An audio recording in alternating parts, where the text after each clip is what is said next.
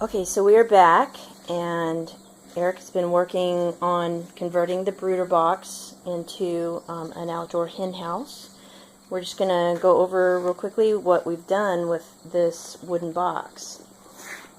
Since we're going to have a lid on it and it's going to close, it'll have a big wide opening and closing lid on it, we'll have to secure the lid and have a way to prop it open, of course. But what we did for the birds was raise their roofs up higher because they're growing up. They want to get a little bit more up out of the dirt. We left them some head clearance and some elbow room, but for that many birds we wanted longer runs of roosting material for them to stand on, so they'll have more room for all of them to get up if they like.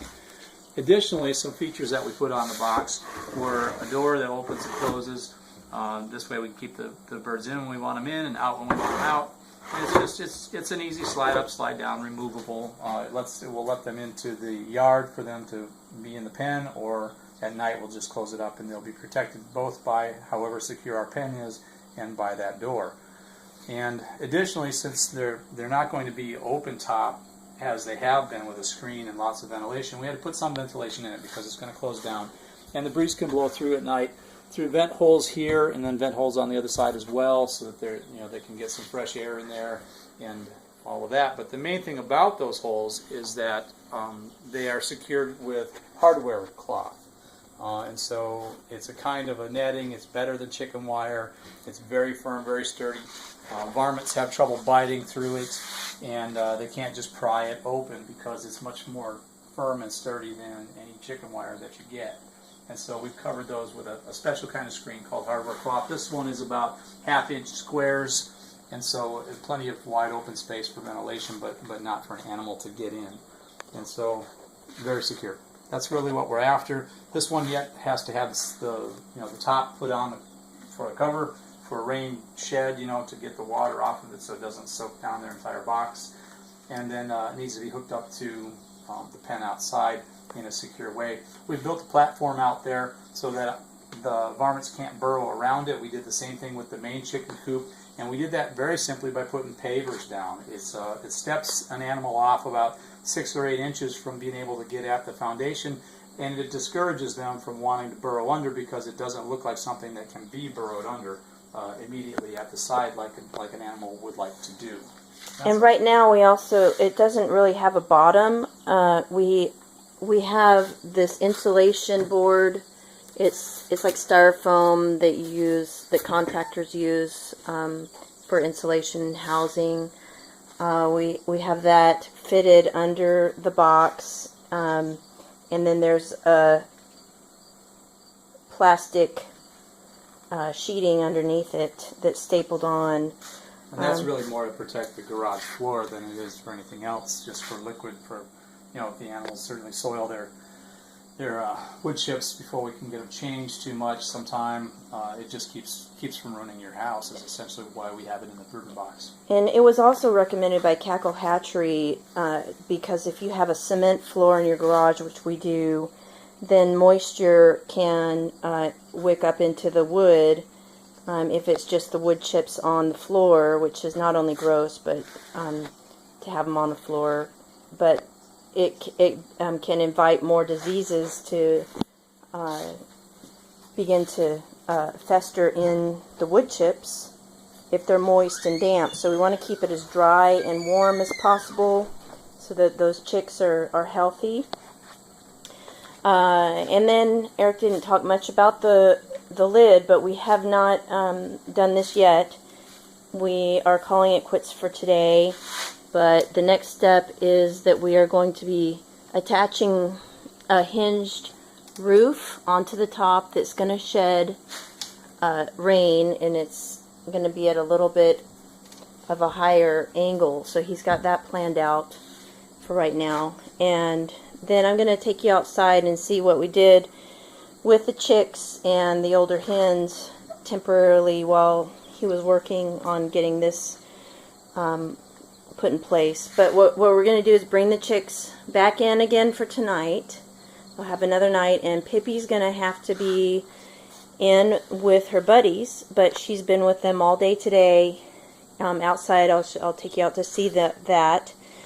And she's doing really well, so I hope that in this smaller enclosure here inside the brooder box tonight, that with all the extra roosts in place, that they'll not be pummeling each other and bouncing off one another and stepping on her and things like that. So hopefully she'll be alright. Okay, I'm going to pause it here.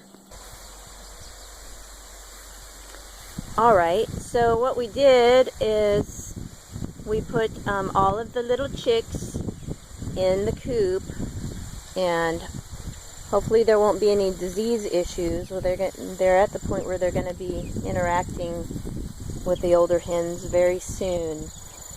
I took the 3 healthy hens out, and they've been free ranging throughout the day. The dogs have been kept inside. We decided to put them in here because we didn't want to sit and babysit all day, make sure they didn't squeeze through the spaces in between the fencing of the dog kennel, so we put them in the chicken coop. And then we have Polly. She's inside the hen house, convalescing and recuperating. And she's been hanging out here under the water for some reason. But I think it's good for her. It's a cool day. It's kind of windy.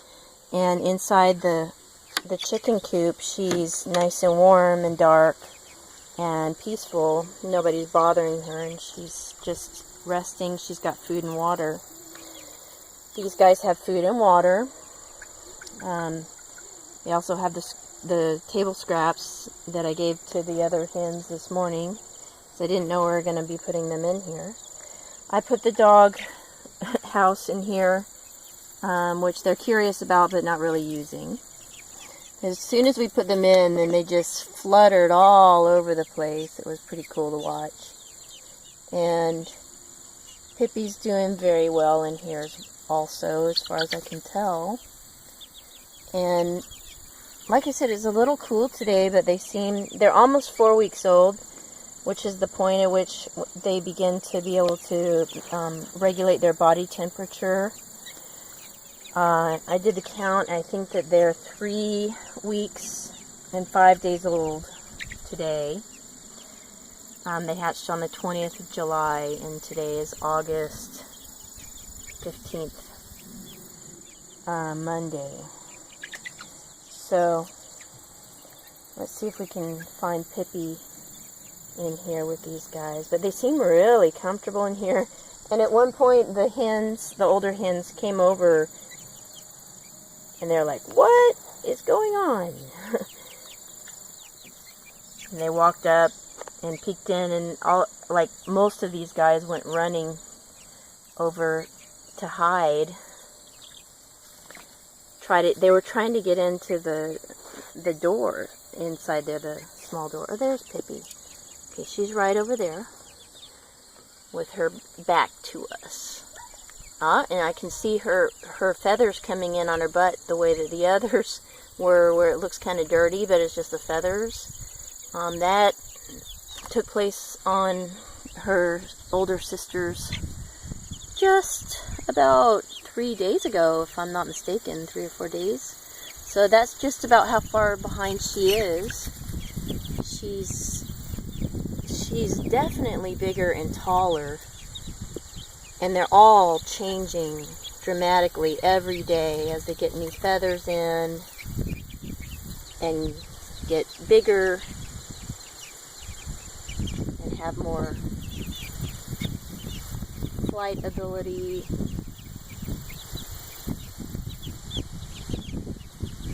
And so it looks like, because Eric's going to be working the next couple of days, we won't be getting the lid on to the brooder box until Wednesday at least. And then we have a festival we're going to for Thursday, Friday, and Saturday, so we're going to be preoccupied with that. So we might just take those long roosts out of the brooder box and then reinsert the divider for Pippi because I'm still a little bit uncomfortable with her being in with these big guys for 3 days straight or more. So that's what it looks like we're going to be doing. But she's holding her own pretty well here, and they're all getting along. And that's a great thing. It's a great sign.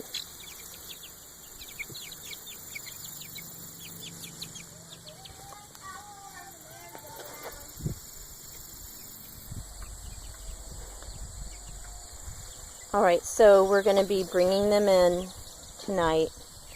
They'll have a few more days. They've had most of the day today to exercise and fly around. This is the most freedom they've all had together yet. It's pretty fun to watch.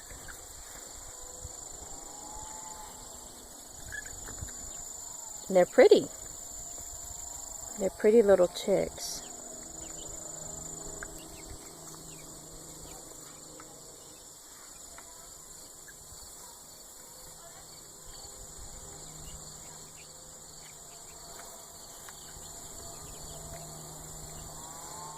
They seem to know what that door is for. And when the older hens came over, they ran right up to that door and were pecking at it like they wanted to get in, to get away from the big hens. And they were looking in at them like, who are you guys in our pen, in our coop?